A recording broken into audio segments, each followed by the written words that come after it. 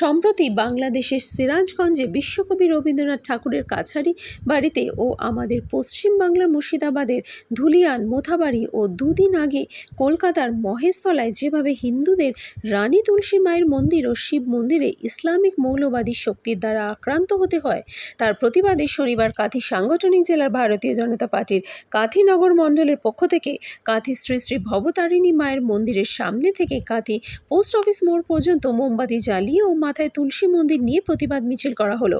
উক্ত প্রতিবাদ মিছিলে উপস্থিত ছিলেন কাঁথি লোকসভার সাংসদ সৌমেন্দ্র অধিকারী, দক্ষিণ কাঁথি বিধানসভার বিধায়ক অরূপ কুমার দাস, খেজুরি বিধানসভার বিধায়ক শান্তনু প্রামাণিক, কাঁথি সাংগঠনিক জেলার সাধারণ সম্পাদক ডক্টর চন্দ্রশেখর মণ্ডল, কাঁথি নগর মণ্ডলের সভাপতি রামচন্দ্র পণ্ডা সহ অন্যান্য কাঁথি জেলার ও নগর মণ্ডলের নেতৃত্ববৃন্দ।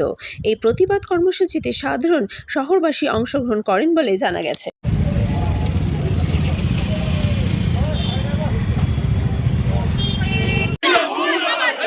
কালো হাত ভেঙে দাও, ঘুরিয়ে দাও। কলাগাছা অঞ্চল থেকে গুন্ডাদের নিয়ে এসে ভোট করানো যায় না, যাবে না। কামাখ্যা অঞ্চলের শক্ত মাটিতে তৃণমূলের ঠাঁই নাই, ঠাঁই নাই। তৃণমূলের কালো হাত ভেঙে দাও, ঘুরিয়ে দাও।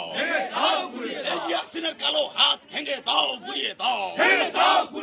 বন্দে মাতরম, বন্দে মাতরম। পরিবারী সমবায় সমিতিতে বিপুল বিপুল বিপুল ভোটে জিতল কে? বিজেপি। হারা হারলো কে? তৃণমূল। হারা হারলো